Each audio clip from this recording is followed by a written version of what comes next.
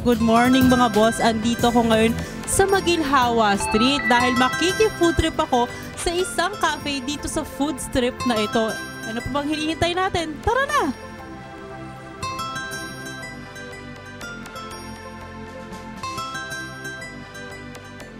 Carson, kasi napansin ko, di ba? Maginhawa is a food strip of restaurants and cafe. What do you think sets you apart? Kami kasi parang different yung crepe namin eh. Kami lang yung nasa-serve ng crispy na crepe. Tsaka yung kung ano meron sa abroad, kami lang yung meron nakuha namin yung same na lasa na yun. Talagang hindi siya French type na crepe na sit down na naka-plate.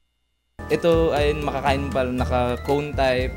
Napansin ko rin there are two types. May savory crepes and sweet crepes. Yung bestseller namin sa iba-iba kasi yung sweet crepe, meron kami bestseller dyan. Dito sa savory crepe, meron kami bestseller. Tsaka sa fruits, iba din ang bestseller namin. Yung hindi regular na crepe sa amin, tsaka matitikman mo sa ibang crepe, is yung bacon crepe. O yan. So ngayon papatikim sa atin yung kanilang, isa sa mga bestsellers nila, yung Porky's Bacon. Meron siyang lettuce, meron siyang corn, tsaka cheese, tapos yung mayonnaise on top, and then may pepper.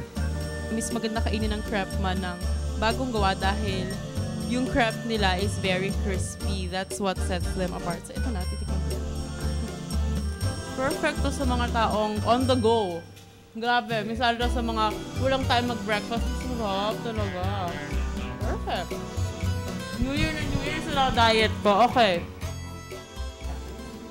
Since tapos na tayo sa breakfast, syempre, time for dessert na. Ano ba ang pwede mong i-offer sa akin?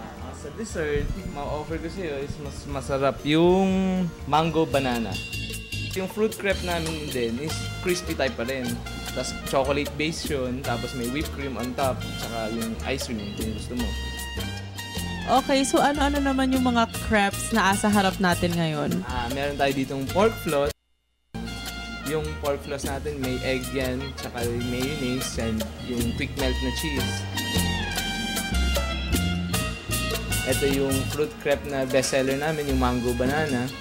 Chocolate base, tapos may whipped cream.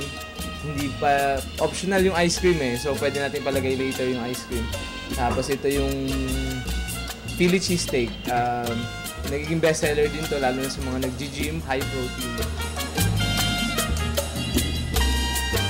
Ano-ano ba yung mga shakes or drinks na meron kayo dito? Meron kaming coffee, kung naghanap kayong blended na coffee, meron kami. Tapos yung fruit shakes, fresh din siya.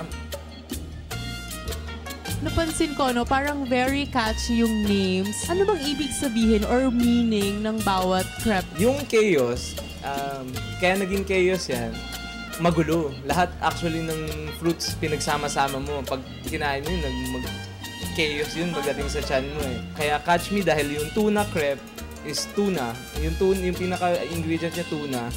Catch me from sa sea. Bulldog. Kasi para mas mabasa nila na yung cheese dog yun. Yung Chicano. Kasi Mexican. Pwede nyo kaming tignan sa Facebook or Instagram. Pwede nyo check doon kung open ba kami ngayon or hanggang anong oras yung time namin.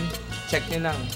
Ayan mga boss, if you want something refreshing sa inyo at bago sa inyong panlasa, misalo sa napakainit na weather ngayon, pumunta na kayo dito. Ito po ulit si Carla Paderno for One Life.